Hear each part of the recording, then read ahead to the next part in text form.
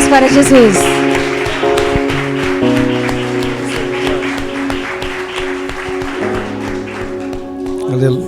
Aleluia, glória a Deus. Boa noite, meus irmãos.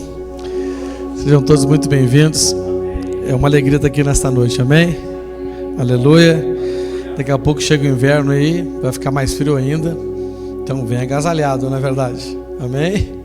Não deixe o frio impedir você de estar conosco, mas se agasalhe bem e venha para a igreja, amém? Vamos orar ao Senhor para Ele falar conosco mais um pouco nessa noite. Pai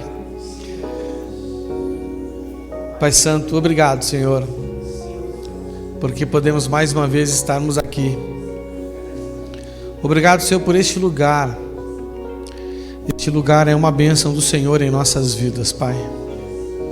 Obrigado, Senhor, pelo Teu amor, pela Tua graça e pela Tua misericórdia que todos os dias tem nos alcançado. Pai, nós podemos experimentar o que a Tua palavra diz. Quando ela diz que o Senhor é bom, que o Teu amor dura para sempre e que as Tuas misericórdias não têm fim. Senhor meu Deus, eu agradeço ao Senhor por cada um dos meus irmãos que estão aqui hoje, nesta noite, Pai. Eu peço que o Senhor venha falar conosco, nos ensinando a viver a vida de filhos do Senhor.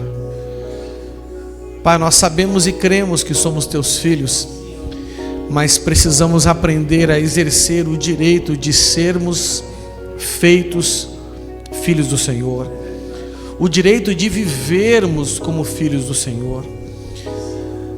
Pai, então que o Teu Espírito venha falar nesta noite ao nosso espírito, nos ensinando, Senhor, nos mostrando, nos revelando, nos dando o discernimento que precisamos ter para que de fato possamos viver como Teus filhos nesta terra, Senhor. É o que nós te pedimos em nome de Jesus Cristo. Amém, amém. Dê uma forte salva de palmas ao Senhor. Aleluia. Glória a Deus. Pode sentar no seu lugar, fica à vontade. Aleluia. Tem como acender essa luz aqui ou não? Sei que aí, ó, você fica melhor. Glória a Deus. Aleluia. Irmãos, eu quero compartilhar com vocês hoje uma palavra que o Senhor colocou no meu coração, e eu dei um título a ela, e o título é A Vida de um Filho de Deus, amém? E o Senhor me inspirou com essa mensagem, que é para poder te ajudar a exercer um direito maravilhoso, né, um direito inigualável que nós temos em Jesus Cristo, que é viver a vida de filhos de Deus. É o melhor direito de todos, é a melhor dádiva de todas, é a melhor bênção de todas, mas, na prática, são poucos os que creem que acabam vivendo, de fato, como filhos de Deus. Amém?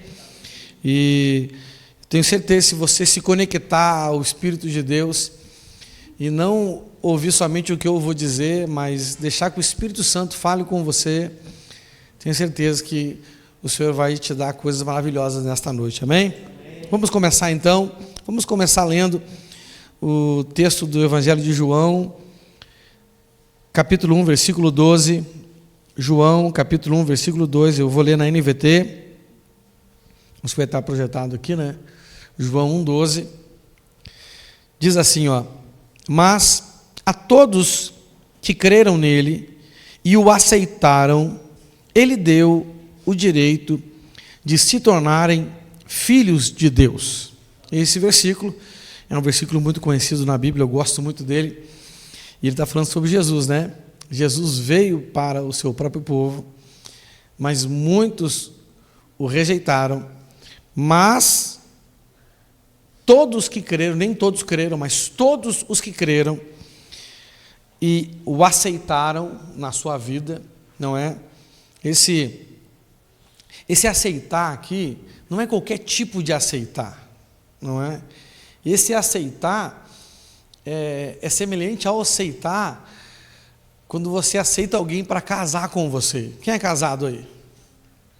Quando você aceitou se casar com essa pessoa, o que mudou na sua vida? Rapaz, mudou um monte de coisa, não é verdade? Sim ou não? Sim. Né? Para começar, você já não podia mais fazer o que fazia antes de ter aceitado essa pessoa na sua vida como seu marido e como sua esposa, não é verdade? Sim ou não? Sim.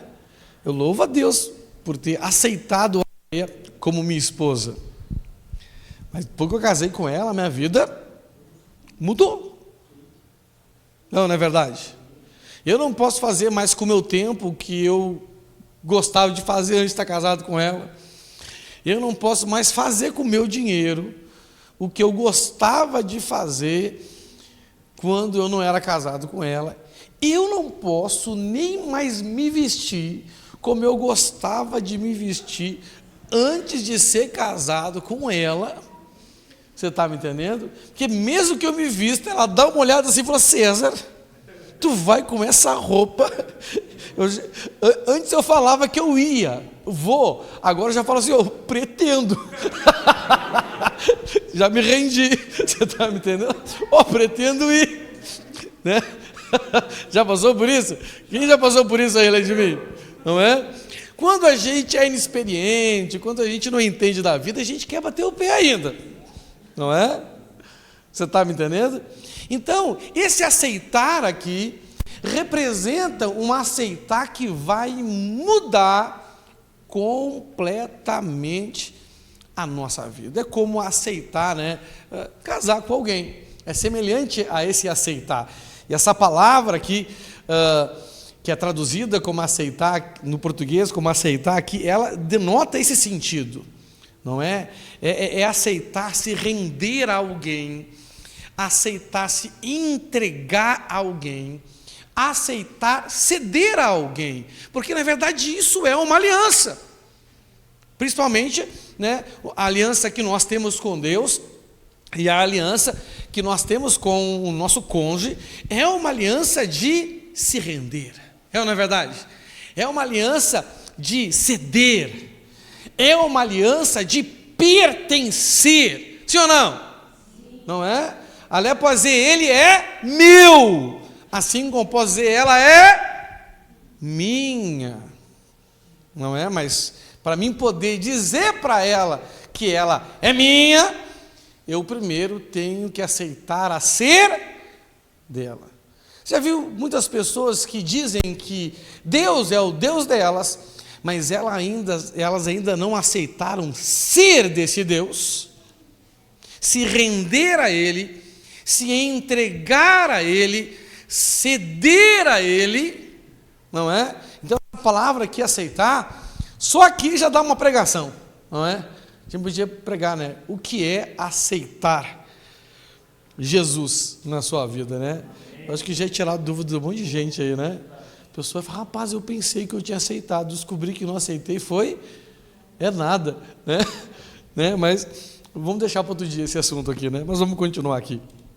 Então, quando nós aceitamos Jesus dentro desse contexto, nessa profundidade, nesse aspecto, nós recebemos dele um direito. Recebemos o que dele? Um direito. Um direito que nos dá todos os outros direitos que a Bíblia diz que nós não conseguimos nem imaginar. Os direitos de um filho. A Bíblia diz que o Senhor, Ele é poderoso para fazer infinitamente mais do que nós podemos pedir ou imaginar, não é? E o que nos dá esse direito, né, o que nos dá essa condição de viver essas coisas que são muito além do que nós podemos pedir ou imaginar, é esse direito aqui que Jesus nos dá quando nós o aceitamos, assim como um marido deve aceitar a sua esposa e a sua esposa deve respeitar o marido. É ou não é verdade? Todas as vezes, não é, que eu agi de forma não entendendo que quando eu me tornei marido da Leia, eu tenho que ceder a ela, eu tenho que me entregar a ela, porque agora eu pertenço a ela. Eu me sentia como o apóstolo Paulo, recalcitrando contra os aguilhões. Quem ainda não entendeu essas coisas vai ter muito conflito no casamento. O casamento dele vai ser turbulento, na verdade. Volta e meia vai ter um problema, volta e meia vai fazer uma faísca, porque em vez de a gente aplicar aquele ditado da sabedoria antiga que os nossos pais falavam, quando um burro fala, o outro baixa as orelhas, a gente quer ficar dois burros de orelha em pé, você está entendendo? E acaba sendo um casamento conflituoso, acaba tendo uma vida conflituosa.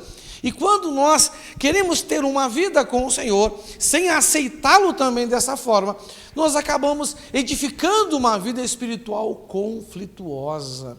Uma vida espiritual que dá mais trabalho, dá mais peso, dá mais lamento do que, de fato, aquilo que ela foi projetada para dar para a gente. O Senhor nos deu uma nova vida, sim ou não?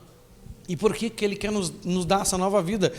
Para que vivamos uma vida abençoada, uma vida de paz. É ou não é verdade?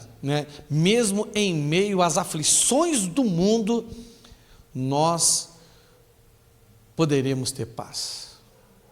Não é verdade? Não é? Mas tem gente que, quando pensa na vida que Deus quer para ela, ela fica aflita. Você já percebeu isso? Eu já vivi essa fase na minha vida. Eu já vivi a fase da minha vida de pensar na vida que Deus tinha para mim e essa vida gerar conflito dentro de mim. Pensa, cara. A dádiva de Deus gerar conflito na sua vida. Pensa, os deveres de uma esposa, os deveres de um marido gerar conflito na sua vida. Já pensou que terrível isso? É porque não nos entregamos completamente ou como deveríamos entregar. E quando nos entregamos, nós recebemos esse direito maravilhoso, amém? Irmãos, e a grande tragédia da humanidade é ela ter deixado de viver como filho de Deus. Não é? Se você ler a história humana na perspectiva bíblica, você vai ver que a partir do momento que o ser humano, por meio do pecado e da desobediência, passou a deixar de viver como filho de Deus, nós conseguimos perceber que de geração em geração, a humanidade ela foi cada vez se perdendo mais, cada vez se afastando mais de Deus, cada vez incorporando na sua vida, nas suas práticas, nos seus valores, coisas destrutivas, coisas vergonhosas. É ou não é verdade? Eu não sou tão velho assim, eu tenho somente 47 anos. Quando eu vejo os rapazes assim de 15, 20, eu me sinto velho, mas eu gosto de falar com as pessoas de 60 para cima e eu me sinto novo. Essa semana eu tive uma experiência, eu falei com um conhecido meu lá de Porto Alegre, ele me chamou no chat do Facebook, disse que precisava falar comigo, e eu conversando com ele, passei meu telefone para ele me ligou, e ele perguntou assim: César, quantos anos você está? Eu falei: eu estou com 47. Ele falou: Ih, tu está novo ainda. Eu me senti bem. Porque ele já está com 67 anos, entendeu? Então, de 47 não, ele está com 65, 64, mas eu com 47, Então, para ele, eu estou novo ainda, Então, mas, embora eu não seja muito velho, mas eu tenho acompanhado a degradação do mundo já há algum tempo, e coisas que no meu tempo de jovem, se a gente visse, geraria um escândalo nas pessoas. mas hoje é normal, né? Eu me lembro ainda quando eu era adolescente, né? Adolescente, ali meus 19 anos mais ou menos, eu li uma crítica do Arnaldo Jabor, e na crítica ele dizia assim, ó, antigamente no Brasil, né, ser homossexual era proibido, agora, depois passou a ser tolerado, não é? Ele disse, agora é aceitável e eu vou me embora daqui antes que se torne obrigatório.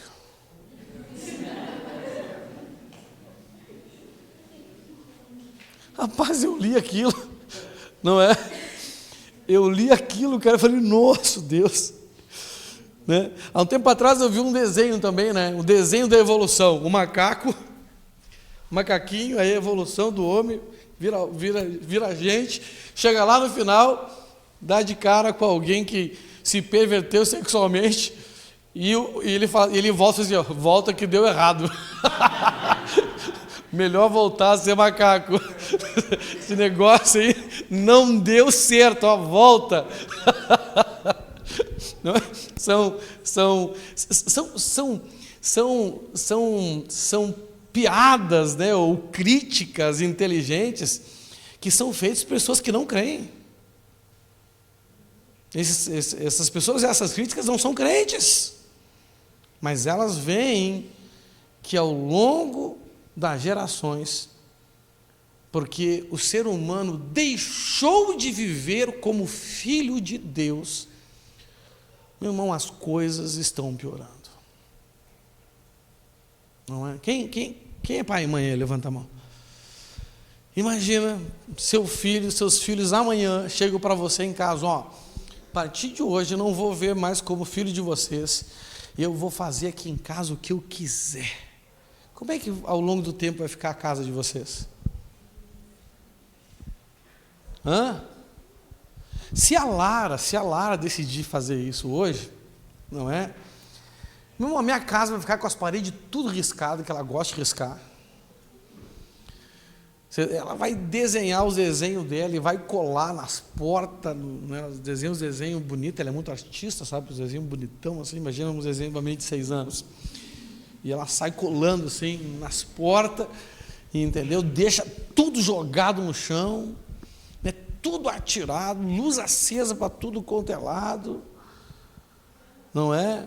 Uma bagunça. Imagina só se ela decidir, eu deixar, né? Ela viver como não sendo a minha filha. Cara, imagina como é que não vai ficar a minha casa.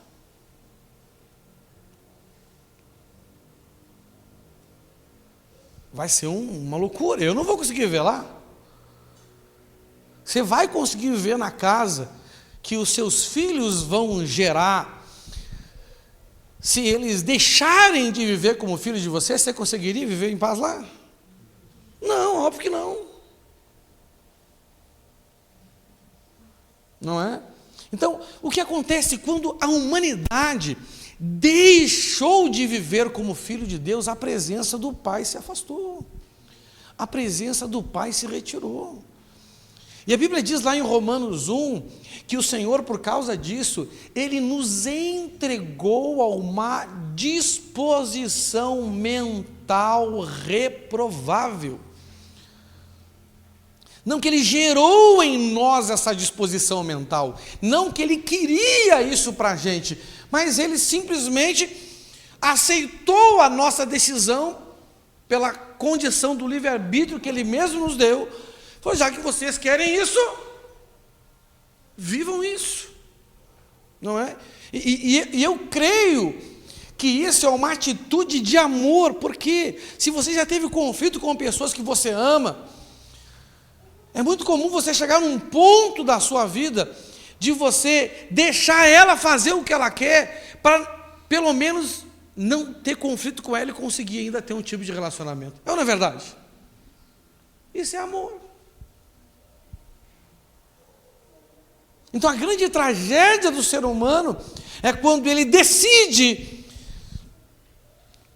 deixar de viver como filho de Deus. E quem deixa de viver como filho de Deus, se torna filho de quem? Biblicamente. Se torna filho de quem? Não. A Bíblia não diz isso. Claro que isso pode nos levar a uma evolução, não é? De nos tornarmos, inclusive, filho do diabo. Mas quando nós deixamos de ser filho de Deus, nós nos tornamos filhos da desobediência. Porque pai é aquele a quem nós honramos, a quem nós desejamos satisfazer. Pai é aquele que determina aquilo que a gente vai fazer. E quando a gente deixa de ser filho de Deus, quem é que vai reger a minha vida? A desobediência. Não existe você mandar na sua vida. Ou alguém vai te conduzir à obediência, ou a desobediência vai reinar sobre a sua vida. A Bíblia diz, lá em Efésios 2, do 1 ao 2, na Almeida Revista Atualizada, diz assim, ó: Ele vos deu vida, estando vós mortos nos vossos delitos e pecados, nos quais andastes outrora, segundo o curso deste mundo, segundo o príncipe da potestade do ar, do espírito que agora atua nos filhos da desobediência. Então, quando nos tornamos filhos da desobediência, nós passamos, não é, da condição de filhos de Deus e dos privilégios que isso nos dá, há uma condição agora aonde nos tornamos presas fáceis deste mundo, que é nada mais e nada menos do que o caminho da perdição, a porta larga, o caminho fácil e conduz para a morte. Nós somos vítimas disso, não é verdade? Sim ou não? Quem aqui, todo mundo aqui que é pai e mãe tem medo do mundo? Tem ou não tem? Né? É só você se tornar pai e mãe, meu filho, que você vai ver como esse mundo é mau. Quando a gente não é pai nem mãe, que a gente não ama ninguém de verdade ainda, a gente não se preocupa com o mundo. Toda pessoa que gosta do mundo, toda pessoa que acha o mundo legal, é porque ela não ama ninguém. Toda pessoa que ama verdadeiramente alguém e quer o bem que essa pessoa, e quer o bem a essa pessoa, rapaz, começa a ter um problema com o mundo. Sim ou não? Sim. A gente começa a ver que o mundo é mau. Rapaz, o mundo é uma desgraça. O mundo é perigoso. Você está me entendendo? Eu queria ter esse entendimento que a minha mãe e meu pai queriam que eu tivesse, mas eu não tinha, porque eu não amava alguém como eu amo minhas filhas hoje. Você está me entendendo? O mundo é mau. O mundo é um caminho para a morte. O mundo se tornou um caminho da perdição. Tudo que é ruim, tudo que é terrível está aí. Você está me entendendo? O mundo é mais perigoso e mais preocupante que o lago de fogo e enxofre, até porque não tem o que se preocupar no lago de fogo e enxofre. Você está lá, acabou a vida, na verdade. Acabou a sua consciência. Mas o mundo é preocupante. Então, uma pessoa que ela decide deixar de viver como filho de Deus, ela então se torna uma presa fácil para os enganos, para a maldade, para a malandragem, para, sabe, essas coisas terríveis que existem neste mundo. E quem também deixa de ser filho de Deus, também se torna uma presa fácil para os espíritos malignos, não é verdade? É o que está escrito aqui no texto que a gente leu, né? Nos quais andastes outrora, segundo o curso deste mundo. O que é o curso deste mundo? É o caminho. Este mundo se tornou um caminho para a perdição, um caminho para a tragédia, um caminho para a infelicidade. Eu quero, por exemplo, que minhas filhas, elas sejam felizes na família que elas vão constituir depois que elas saírem da minha casa. Eu quero que elas sejam felizes. Mas se eu deixar elas seguir o caminho deste mundo, elas vão ser felizes? Elas vão casar para ser felizes ou vão casar para se incomodar? Vão casar para se incomodar. Você está me entendendo? Não é? Então, esse mundo é mau. A tendência desse mundo é complicada, né? Por isso que deixar de viver como filho de Deus é uma grande tragédia, porque somos presas fáceis de um caminho tortuoso, de um caminho enganoso, seremos facilmente enganados e ainda seremos influenciados e dominados por espíritos malignos, como está escrito aqui, segundo o príncipe da potestade do ar, do espírito que agora atua nos filhos da desobediência. Rapaz, por isso que conhecer a verdade e obedecê-la é o maior ato de libertação que você pode ter na sua vida. Porque o mundo só engana quem gosta de desobedecer. Os demônios só agem na vida de quem resiste obedecer o Pai. A obediência, ela é a maior proteção contra o mal depois da própria presença de Deus. Você está me entendendo? A obediência, ela tem um poder de proteção, rapaz, assim, violento, não é? Então, irmão, se a grande tragédia da humanidade foi ter deixado de ver como filho, qual é a solução, então, para a gente escapar dessa tragédia? É voltar a viver como filho de Deus, amém? E nós perdemos esse direito por causa do pecado. A Bíblia diz que o salário do pecado é morte, e nós agora não poderíamos mais viver como filho de Deus, mas o nosso Pai, Ele é tão bom que decidiu resgatar esse direito que nós havíamos perdido e devolver esse direito gratuitamente para cada um de nós. Olha que maravilha, não é verdade? Então essa é a maior dádiva que o Senhor tem para nós.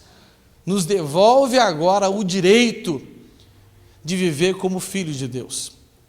Nos dá a condição de escapar do curso deste mundo e da influência das potestades do ar e dos espíritos que atuam nos filhos da desobediência. Aí alguém falou assim, mas quem não é filho de Deus é filho do diabo. Aí é uma evolução. A Bíblia diz que o diabo é pai só de uma coisa, de quem? Bom, aí se você decide viver uma vida mentirosa, aí você se torna filho dele, mas é uma evolução, né? E você começa a acreditar em tanta mentira, que você troca agora a verdade pela mentira, e a sua vida agora começa a ser estabelecida em mentiras. Aí você se torna filho dele. Entendeu? Não é? E ser filho de Deus te dá direitos especiais do céu. Ser filho do diabo te dá direitos especiais do inferno. Não é? Você vai ter um lugar mais quente no lago de fogo e enxofre reservado lá para você, não é? Espero que você não queira ver como filho do diabo, amém? Então hoje eu quero falar com você sobre 3 coisas que nós precisamos discernir, crer e colocar em prática para que possamos pegar esse direito que o Senhor nos deu ali em João 1,12, coloca ali para nós, João 1,12 na NVT, pegar esse direito que Ele deu para cada um de nós e exercer esse direito. O que nos impede, então, de exercer esse direito, né? Mas a todos que creram nele e o aceitaram, ele deu o direito de se tornarem filhos de Deus, não é? Então, se você está aqui é porque você crê. Se você crê, eu te aconselho, aceite ele como você deve aceitá-lo, né? E aí, para que você possa então exercer esse direito. Eu quero falar sobre essas 3 coisas que a gente precisa para exercer esse direito, amém? Para isso eu quero ler com vocês uma das parábolas mais famosas da Bíblia, que é conhecida como a parábola do filho pródigo. Como é que essa parábola aqui é conhecida? A parábola do filho pródigo. Esse nome não é bíblico, tá bom? Esse nome não é bíblico. Quando Jesus ele foi contar essa parábola para as pessoas, ele não falou assim: eu vou contar agora a parábola do filho pródigo. Não disse isso. E a Bíblia diz que ele contou então uma parábola, mas ele não deu um nome para essa parábola. Os tradutores da Bíblia, né, que colocaram subtítulos na Bíblia, que os subtítulos não são originalmente das Escrituras Sagradas, eles colocaram para facilitar a leitura, mas na minha opinião mais atrapalha do que ajuda. Então, se eles resolveram dar um nome para essa parábola aqui, eu também vou dar um nome. Você está me entendendo? E se você acreditou no nome que eles deram até hoje sem questionar, por favor, acredite no nome que eu vou dar agora. Então agora, diante de vocês, eu rebatizo essa parábola aqui.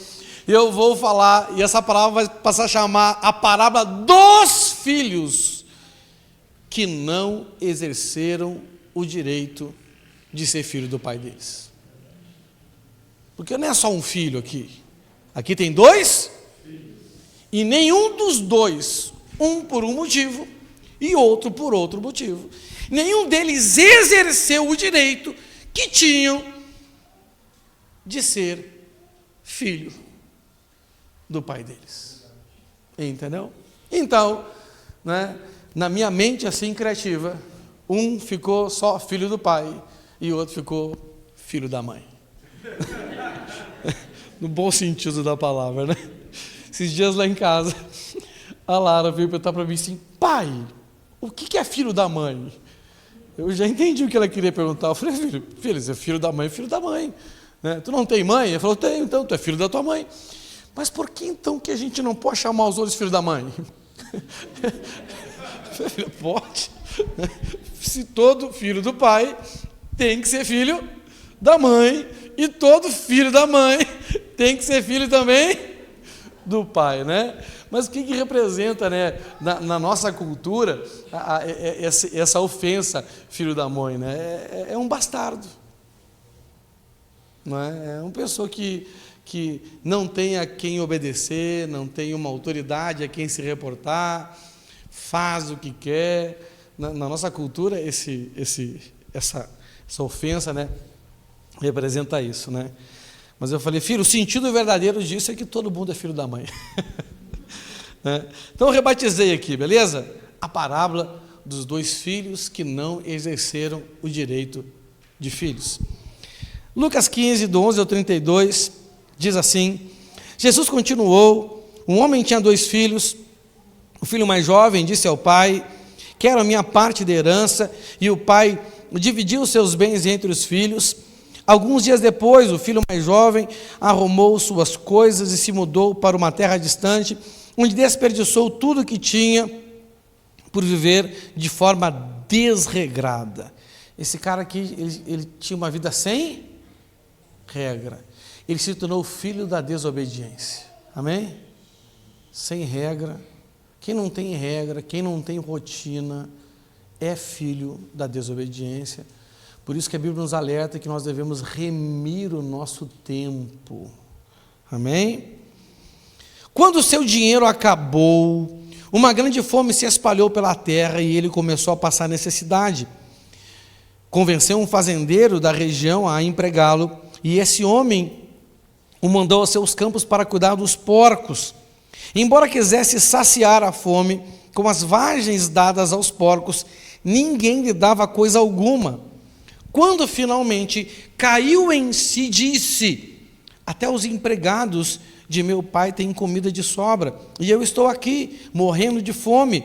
Vou retornar na casa do meu pai e dizer: Pai, pequei contra o céu e contra o Senhor, e não sou mais digno de ser chamado de seu filho. Por favor, trate-me como seu empregado. Então voltou para a casa de seu pai. Quando ele ainda estava longe, seu pai o viu, cheio de compaixão, correu para o filho, o abraçou e o beijou. O filho disse: Pai, pequei contra o céu e contra o Senhor, e não sou mais digno de ser chamado seu filho.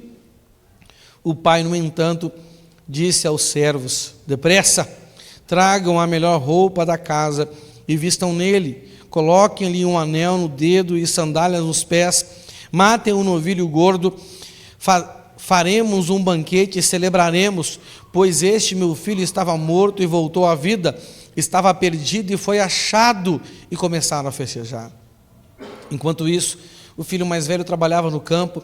Na volta para casa ouviu música e dança e perguntou a um dos seus servos o que estava acontecendo. O servo respondeu: seu irmão voltou e seu pai matou o novilho gordo, pois ele voltou são e salvo. O irmão mais velho se irou e não quis entrar. O pai saiu e insistiu com o filho, mas ele respondeu: todos esses anos tenho trabalhado como escravo para o Senhor e nunca me recusei a obedecer às suas ordens.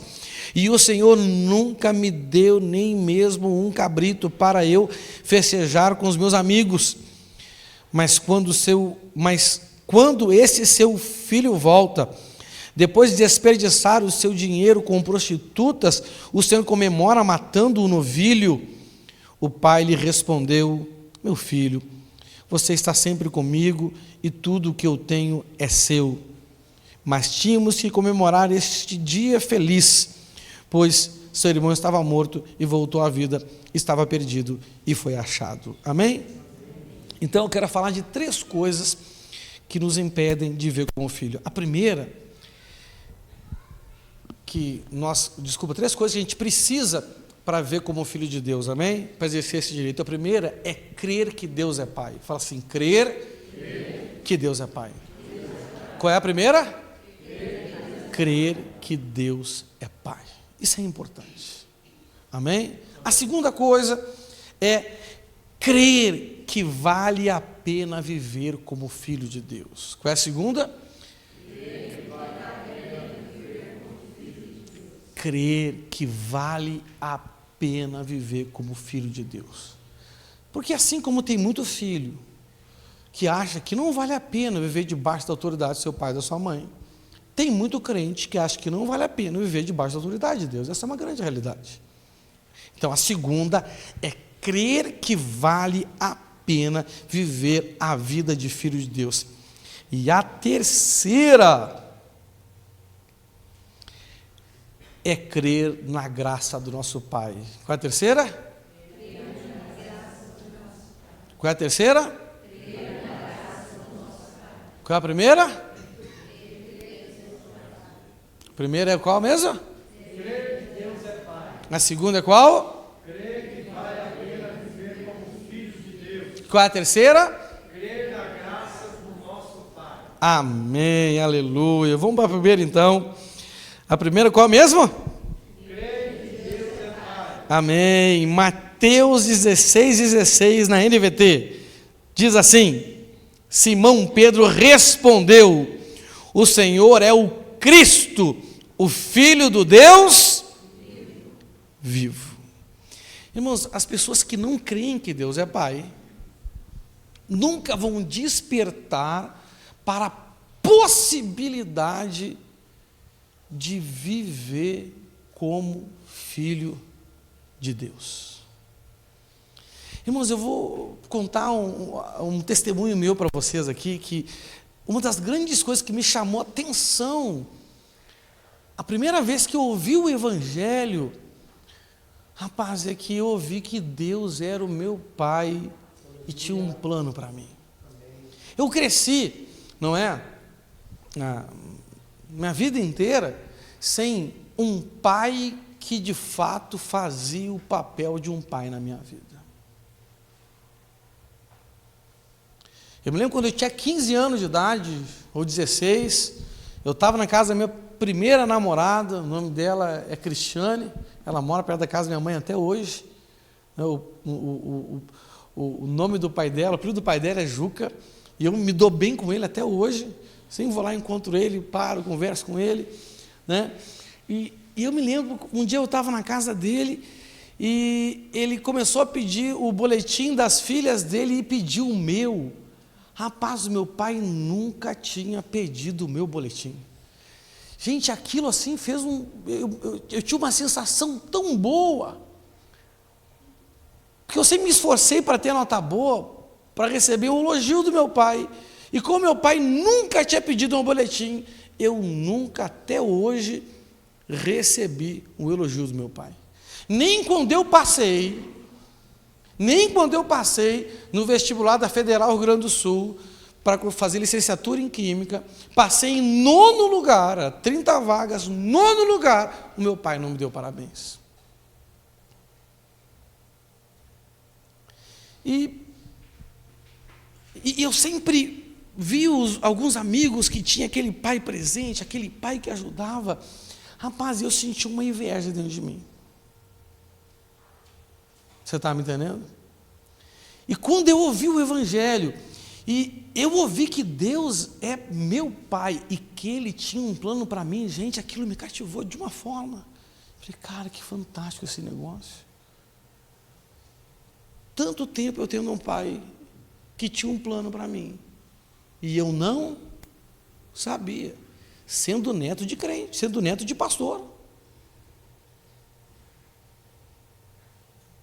Mas não tinham me dito desse jeito que, ó, tu tem um pai que tem um plano maravilhoso para ti. Você está entendendo? Quando eu passei a crer que Deus era meu pai, gente, a minha perspectiva de vida começou a mudar. Não mudou de uma hora para outra, mas a minha perspectiva de vida começou a mudar. E Jesus, Ele veio trazer este privilégio maravilhoso para a gente. Trazer esse discernimento, trazer essa revelação que nós temos um pai que mandou o nosso irmão mais velho para lembrar a gente que a gente tem um pai e nos ensinar a viver como filho através de um modelo de vida que ele trouxe para a gente. Rapaz, isso é fantástico. Você está entendendo? E essa revelação aqui, ela fez a diferença na vida de Pedro, e ela continua fazendo a diferença na vida de todos que têm esse discernimento. Tu és o Cristo, o Filho do Deus vivo. Rapaz, se eu creio que Deus é Pai, eu vou crer que Ele enviou o seu Filho Jesus Cristo, que antes era unigênito, agora é o primogênito, para morrer por mim, para morrer por cada um de vocês, e nos devolver um direito que por herança nós já havíamos perdido. Imagina, você fica sabendo que o seu avô era milionário e perdeu tudo no jogo, e por causa disso seu pai ficou pobre e você é pobre hoje. O que você ia sentir? Rapaz, que velho louco. Não é verdade? Rapaz, que velho é esse? Como é que faz uma coisa dessa? Rapaz, eu podia ter um monte de coisa hoje, não é verdade? Tenho nada, que esse velho enlouqueceu e perdeu tudo em aposta. Pois é isso que aconteceu com a gente. O nosso antepassado Adão perdeu esse direito. Ele deveria ter deixado para nós como herança, mas ele perdeu. Mas aí Jesus mandou, o Pai mandou o segundo Adão. O que o primeiro perdeu, o segundo resgatou. E nos deu de graça. Nós não fizemos nada para ter esse direito, até porque não adiantava fazer, a gente não tinha condição de fazer nada. Você está me entendendo? Não é? É que nem a pessoa que está condenada a 30 anos de cadeia, agora que eu estou na cadeia eu vou ficar bonzinho. Porque esse negócio de redução de pena é só aqui, né? Porque no céu não tem redução de pena. Você está me entendendo? Não é? Em um país sério, com leis sérias, não existe redução de pena. Existe a pena, não é verdade? Sim ou não? Acabou. Vai ter que pagar. Sendo bonzinho ou não, vai ter que pagar porque foi condenado. Nós estávamos mais ou menos nessa situação. Jesus então vem, resgata esse direito, não é?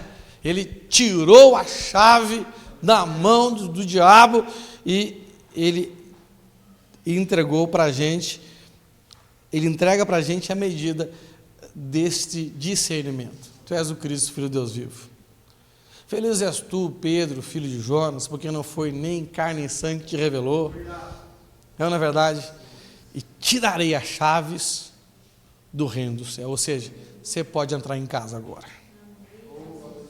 Você não precisa mais dormir na rua, não. Você tem acesso ao meu reino, à minha casa e a tudo que sempre você deveria ter tido acesso. Amém, aleluia? Então tem que crer. É uma decisão. Não é? Você pode crer que você veio do macaco, isso é problema seu. Ou você pode crer que você veio de Deus. E eu vou dizer uma coisa para vocês, irmãos. Eu estudei muita ciência na minha vida. Então, logo que eu entreguei minha vida para Jesus, eu não lia Gênesis 1, 2 e 3. Eu entrava em conflito quando eu lia Gênesis 1, 2 e 3. Porque eu acreditava de todo o meu coração que o meu antepassado era o King Kong.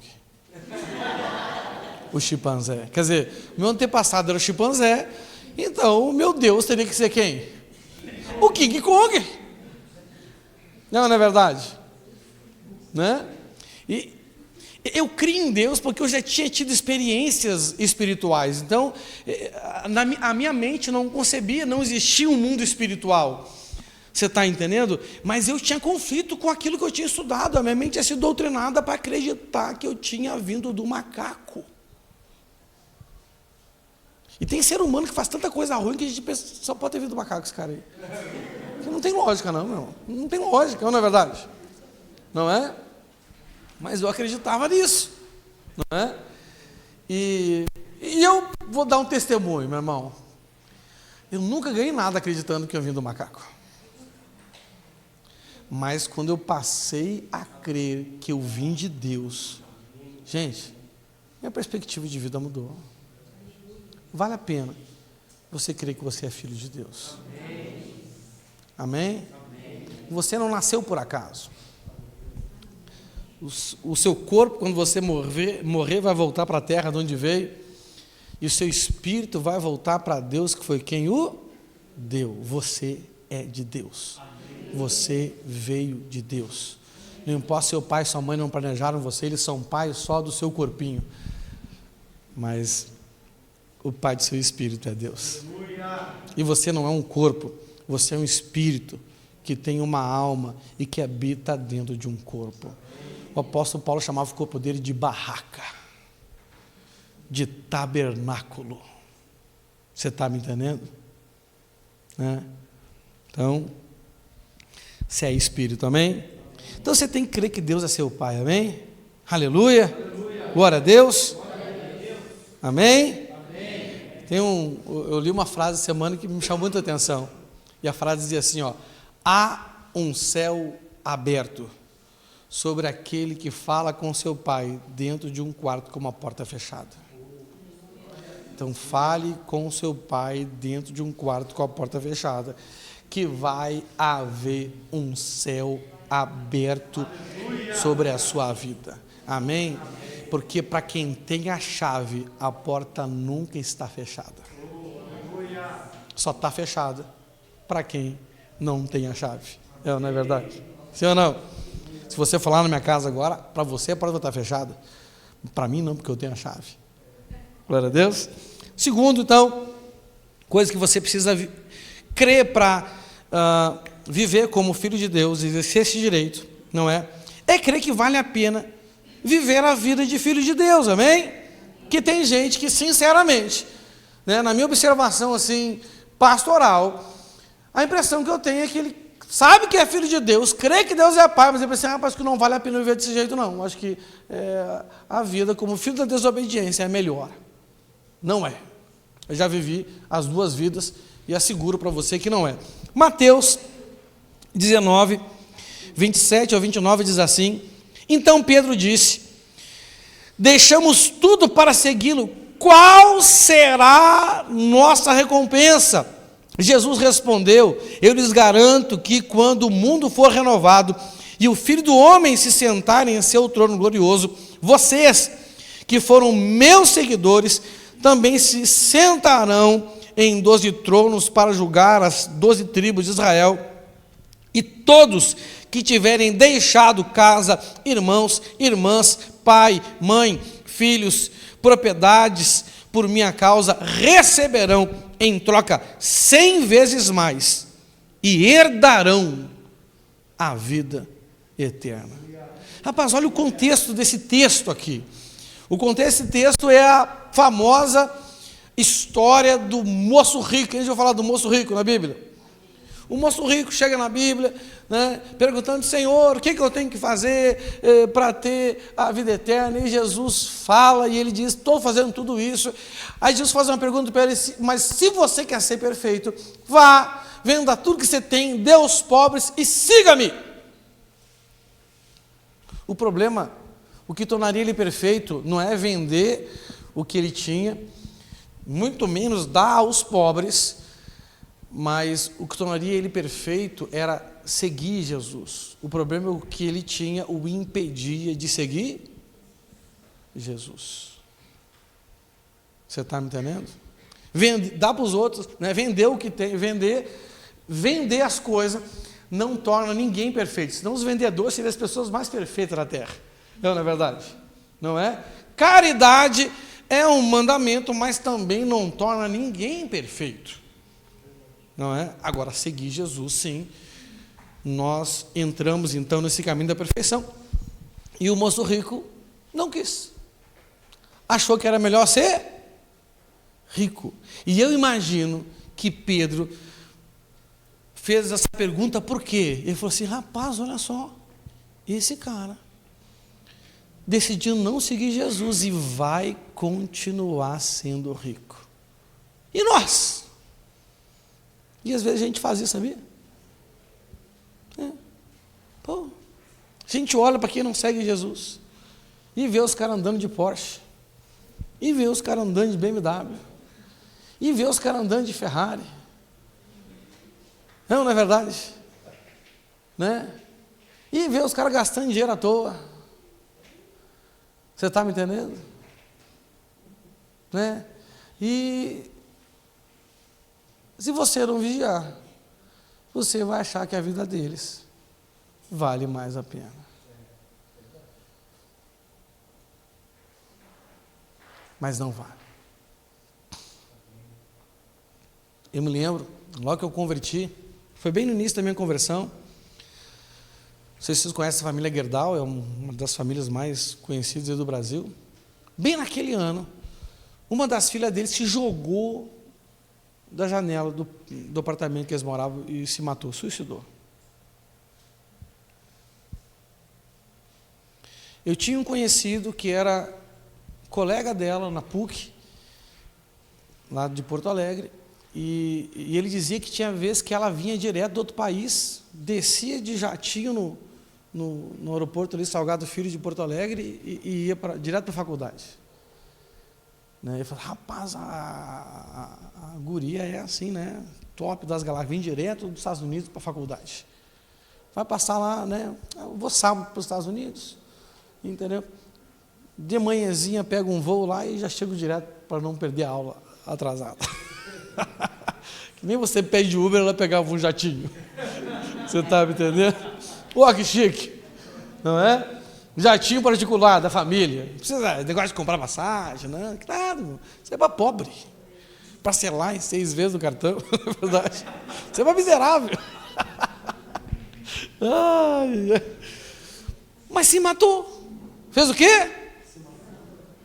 Cara, será que esse Gerdau aí, eles consideravam um homem realizado?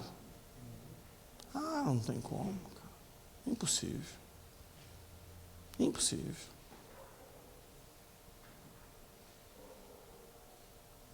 Se um dia ele vier a crer em Jesus, se um dia ele vier a crer em Jesus, se é que já não creu, eu tenho certeza que ele vai pensar o seguinte: gente, por que eu não acreditei que Deus era Pai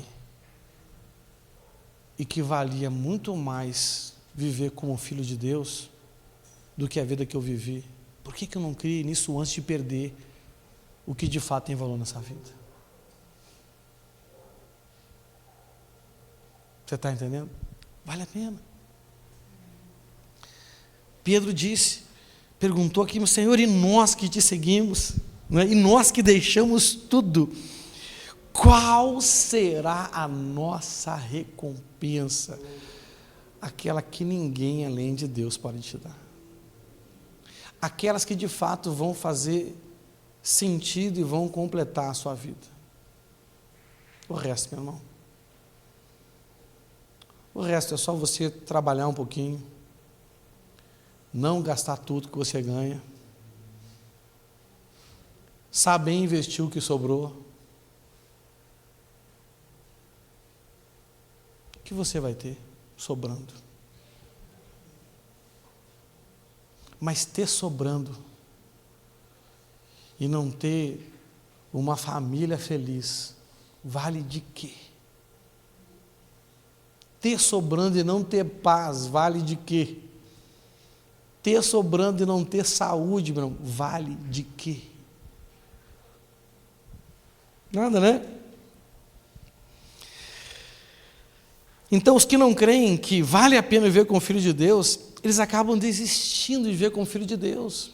Gente, o que faz uma pessoa abandonar o caminho da fé? O que faz uma pessoa abandonar a igreja?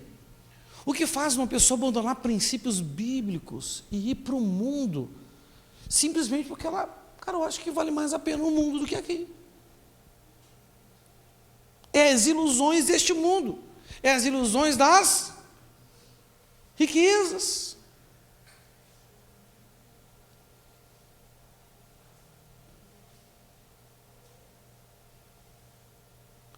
O mundo é que nem homem safado. Quem já conheceu homem safado aí?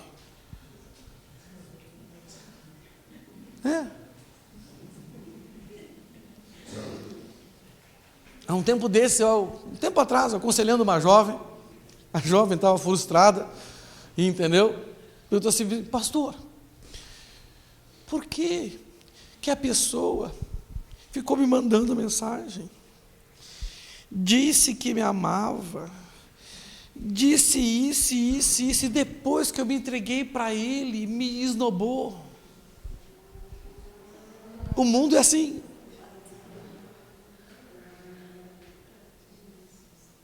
O mundo é assim. É porque queria se aproveitar de ti. Queria que desse prazer para ele. Queria poder contar para os amigos dele: eu peguei uma semana passada. O mundo é assim. Os demônios são assim. Você está entendendo? Agora, o mundo é safado. Você ser ingênuo a ponto de acreditar, esse é o problema. É ou não é verdade? Sim ou não? Esse é o problema. Né? Então, os adolescentes, você já viu esses adolescentes? Mas ele diz que me ama. Minha filha, esse guri é incapaz de amar alguém. Irmão, você acha que adolescente de 15, 16, 17 anos consegue amar alguém? Eles não conseguem nem limpar o quarto sozinho, meu irmão. Ai, te amo. Rapaz, se você acreditar que você tem essa idade de acreditar que está amando, você está iludido. E se você acreditar que alguém dessa idade te ama, você está mais, além de iludido, é burro. Desculpa a sinceridade, mas... né? Agora, olha aqui, a palavra-chave aqui, né, quando a pessoa tem dificuldade de crer que Deus é Pai e de crer que vale a pena viver a vida de filho, a palavra-chave aqui é arrependimento. Fala assim, arrependimento. Meu irmão, você viu que, sabe, o filho pródigo, depois que ele chegou assim no limite da vida dele, ele diz que ele caiu em... Sim. Irmãos, arrependimento é esse cair em si. O que é cair em si? Parar de ser influenciado por ilusões. Existem dois caminhos para você cair em si. O primeiro, o caminho da fé. Você ouve o Evangelho e você crê que Deus é Pai, que vale a pena viver sendo filho de Deus.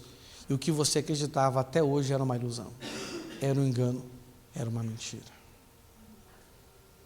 Ou você sofrer, que nem o filho pródigo aqui, entendeu? É o famoso ou pelo amor ou pela dor. O caminho aqui é o arrependimento, entendeu? Mas, pastor, o que é cair em si? É difícil explicar o que é cair em si, porque isso é uma experiência particular de cada um, mas o fruto do cair em si, ele é o mesmo para todos. Ou seja, quando eu caio em mim, isso pode ser uma experiência de um jeito para mim, vai ser uma experiência de um jeito para outro, mas a consequência, ela é sempre a mesma. É que nem quando um homem amadurece. Cada pessoa amadurece de um jeito, mas quando amadurece, o resultado é o mesmo. Sim ou não? Primeira coisa, que quando o homem começa a amadurecer, o que ele tem vontade de fazer? Todo homem que amadurece, qual a vontade que nasce dentro dele? Ele acorda um dia, olha assim para o pai dele, mãe dele, eu preciso trabalhar. Preciso trabalhar. Ele começa a ter necessidade de ter um trabalho. Ele começa a olhar para aquela vida, jogada em cima da cama sem fazer nada, mexendo no celular. Ele fala assim, rapaz, que vida desgraçada que eu tenho. Eu tenho que fazer alguma coisa nessa vida. Toda pessoa madura tem um desejo de trabalhar, sabia disso? Mesmo antes de ter a necessidade de trabalhar. Não tem necessidade, mas já tem um desejo. Né? E a pessoa que se arrepende também tem coisas semelhantes na vida dela. E quais são as duas coisas que é gerado na vida de um arrependido? Primeiro, o desejo de voltar para o pai. Quando o filho pródigo caiu em si, ele reconheceu o seu pecado, reconheceu os seus erros, né? Isso faz parte do arrependimento. Não é? Eu caio em mim, vi que vivo uma vida iludida, vi que tomei decisões erradas, e por causa disso, cara, fiz um monte de coisa errada. Ele chega, eu falo assim, pequei contra Deus, pequei contra o meu pai, vou voltar para a casa do meu pai. Espiritualmente, isso gera em você um desejo de voltar para Deus. E você agora quer achar um caminho. Você quer achar o quê? Um caminho. E esse caminho está pronto. Que caminho é esse? Jesus. Eu sou o caminho, eu sou a verdade, eu sou a vida, e ninguém vê um pai a não ser por mim. Então, você entende que voltar para o Pai é uma vida pautada em princípios. E agora o foco da sua vida espiritual é voltar para Deus. Qual é o foco da sua vida espiritual? Não, pastor, mas eu já voltei para Deus. Porque um dia eu fui numa igreja e me contaram que quando eu cheguei na igreja foi semelhante ao Pai me recebendo. Não, mentira, não foi isso que aconteceu. Todos nós estamos nesse caminho. Eu estou voltando para o Pai. O que eu estou fazendo? Eu estou voltando para o Pai. Por que eu estou aqui hoje? Porque eu estou voltando para o Pai. E o Pai mandou o filho dele dizer o seguinte para mim: César, enquanto eu estiver voltando para mim, enquanto eu estiver nesse caminho, aproveita para fazer discípulos para mim. Tipo assim, gente, eu estou voltando para Deus. Vocês querem ir comigo ou querem ficar aí? É o que eu estou fazendo. E é o que você deve fazer. Mas as pessoas, elas vêm numa igreja hoje para quê? Para aprender a voltar para o Pai ou para receber uma bênção? Gente, nós não deveríamos estar na igreja para receber uma bênção. Nós deveríamos estar aqui porque reconhecemos uma bênção que já recebemos. O direito de viver como filho de Deus. Nós não estamos aqui correndo atrás de bênção. Nós estamos aqui porque cremos numa bênção que nós recebemos. Amém? Um direito de viver como filhos de Deus. E essa é a grande, maravilhosa dádiva de Deus para nós. Amém? Lá em Malaquias 3, do 6 ao 7, na NVT diz assim, né? O título que colocaram ali, né? É o chamado ao arrependimento. Mas olha o assunto que Deus trata com eles. Eu sou o Senhor e não mudo. Por isso vocês, os descendentes de Jacó, ainda não foram destruídos. Desde os dias dos seus antepassados, vocês se afastaram dos meus decretos e não os seguiram. Agora voltem-se para mim e eu voltarei para vocês, diz o Senhor dos Exércitos. Voltem para mim. Existe um caminho. Arrependimento, uma vida arrependida é uma vida que decidiu voltar para Deus e decidiu trilhar esse caminho. Um dia, quando o Senhor voltar, Ele nos receberá como filhos. A Bíblia diz que o universo inteiro anseia por este dia, na revelação dos filhos de Deus. Aquela roupa, sabe aquela roupa que o Pai colocou no Filho? Representa o dia que nós seremos revestidos de incorruptibilidade. O anel no dedo é aquela pedra branca com o nome que Ele vai dar para a gente, que só Ele conhece, a identidade de filho. E o boi gordo é as bodas do Cordeiro, onde nós, como a noiva, deixaremos de ser noiva e seremos, não é, a esposa do Cordeiro, uma só carne com o Filho, nos tornando também filhos de Deus definitivamente. Hoje nós temos a condição de exercer esse direito.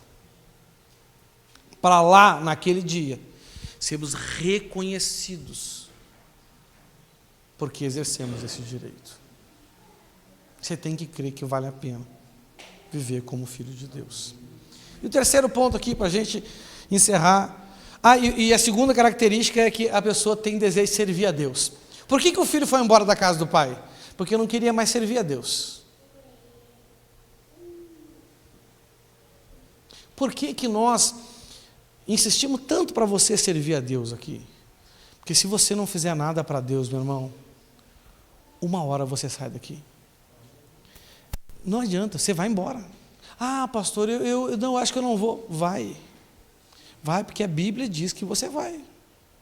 Toda pessoa que não ama servir o Pai vai embora da casa dele. Vai embora da comunhão com os irmãos. Sim ou não? Não é? Porque para deixar o Pai, tem que deixar os irmãos. O filho que foi embora, deixou só o pai ou deixou o irmão também? Imagina que o filho chegasse para o pai, conversando com o irmão dele assim, né? Você já deve ter visto alguém fazer isso. Eu vou te deixar, mas não vou deixar o pai. Você já viu o crente dizer isso aí? Não, eu vou sair da igreja aqui, mas eu vou estar com Deus. Aham. É.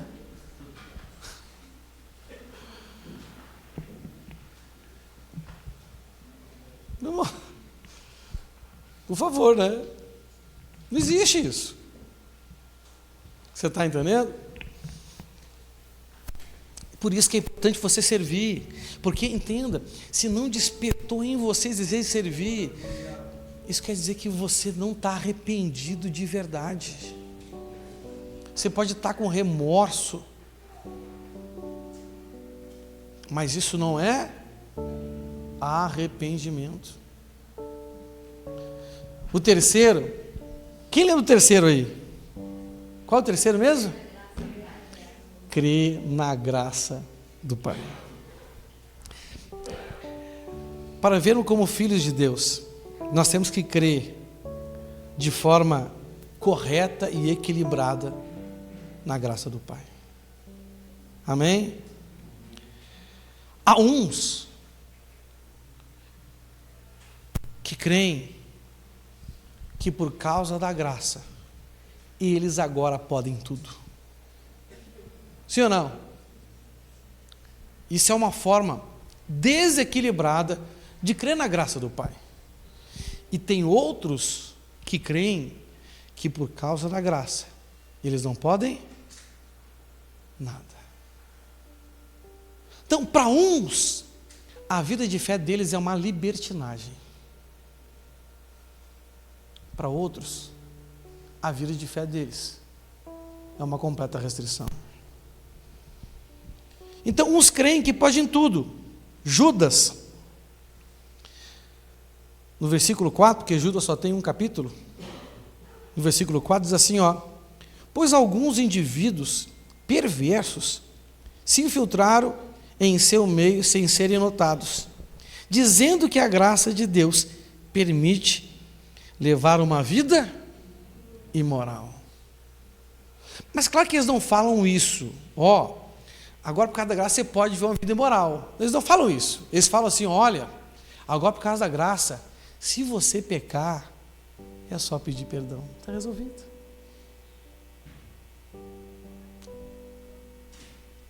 É o mesmo princípio, com palavras diferentes. Pode pecar. Não tem problema não. Se você pecar, é só você ajoelhar, e não precisa nem ajoelhar, pode até ser de pé. Você fala, Pai, me perdoa pelo pecado. Deixa eu perguntar uma coisa para você.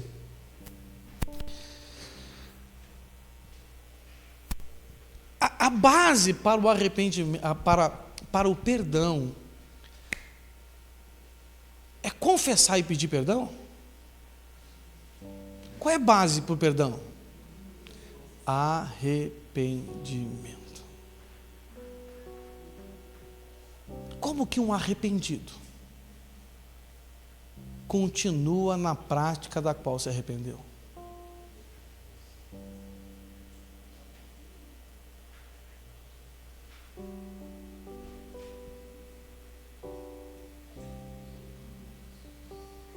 E toda pessoa que não se arrepende de verdade, ela não busca um relacionamento com Deus.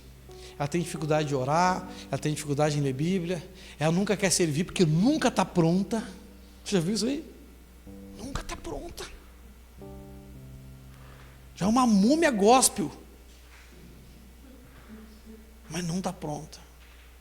É o Tutancâmon evangélico, mas ainda não se sente preparado. É verdade, misericórdia. Ai. Sangue de Jesus tem poder, né? Dizendo que a graça de Deus permite levar uma vida imoral. A condenação de tais pessoas foi registrada há muito tempo, pois negaram Jesus Cristo, nosso único, soberano e Senhor. A graça não é a condição de você continuar no pecado tendo acesso ao perdão. A graça é uma condição espiritual que te dar uma força espiritual e moral para que você não peque mais. O que ele diz para a mulher pega em adultério? Vá e se arrependa quando cometeu o pecado de novo. Foi isso que ele disse?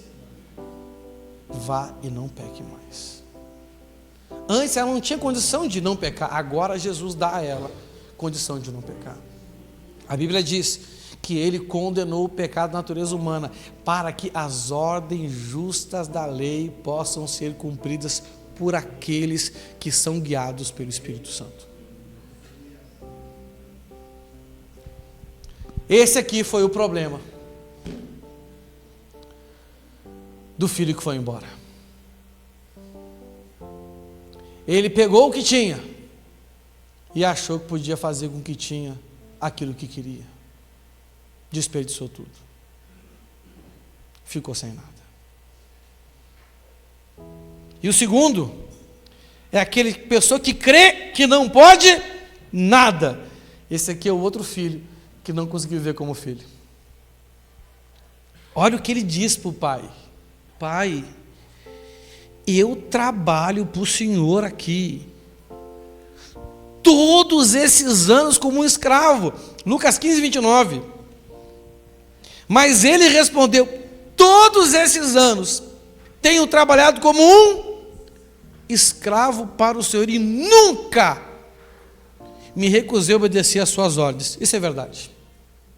E ele falou assim, ó, e o senhor nunca me deu nem mesmo um cabrito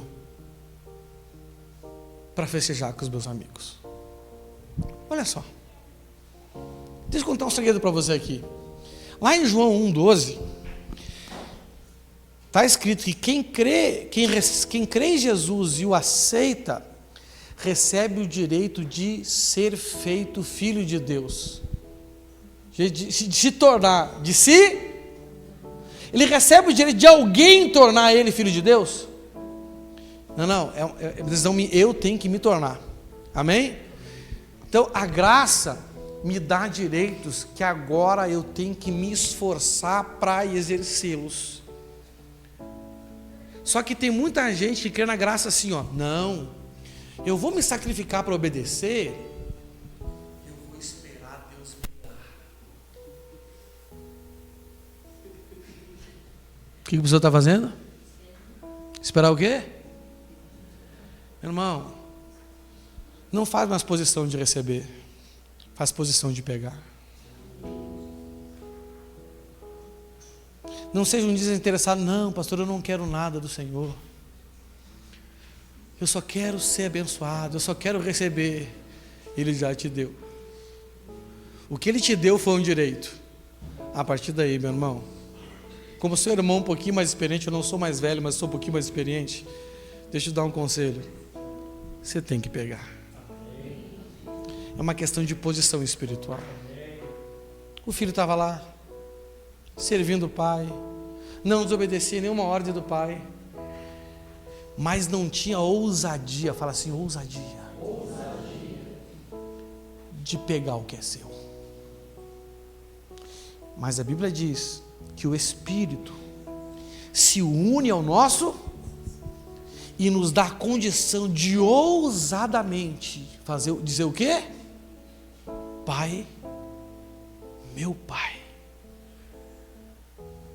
Entender que nós temos liberdade diante do Senhor. Tem coisas que porque você está pedindo, você não recebeu ainda. Você tem que tomar a postura de exercer. Fazer o quê? Exercer. Olha a resposta bonita que o pai deu para o filho. Não é?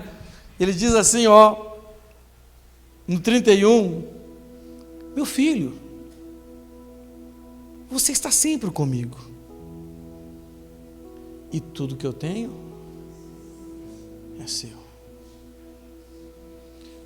Para de pedir coisa para o Senhor. Tudo que é dele é seu. Começa a orar para o Espírito Santo. Espírito Santo, eu sei que tudo que Deus tem é meu, porque Ele é meu Pai. E eu sei que o Senhor foi enviado para me ensinar a usufruir e exercer esse direito. Então me ensina o que eu preciso fazer para ter acesso a isso. Quais princípios que eu preciso colocar em prática para mim conseguir exercer esse direito? Eu quero exercer esse direito. Jesus, além de ser o Salvador, ele é seu advogado, ele é o cara que diz para você, você tem direito nisso, e para você exercer direito, você tem que fazer isso, isso, isso, e isso, e se você fizer isso, você vai ter o que é seu. Não fique esperando, não. Esse é o desequilíbrio da graça. Uns acham que podem tudo, e outros acham que podem nada. Mas o Senhor, Ele morreu para te dar esse direito.